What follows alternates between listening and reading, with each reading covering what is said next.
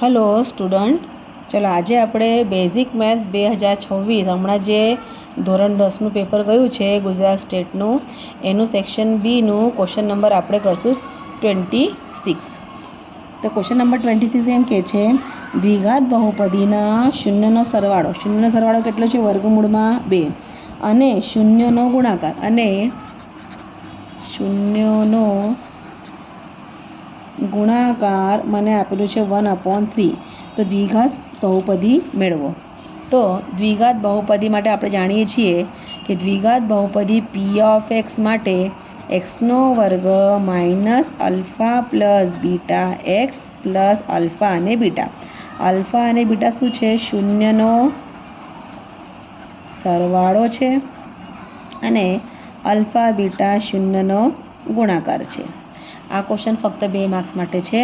તો p(x) is equal to x² minus alpha plus beta એટલે શૂન્યનો સરવાળો કેટલો આપેલો છે? વર્ગમૂળમાં 2.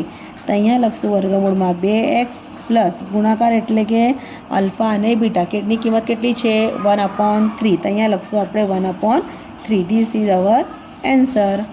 Thank you.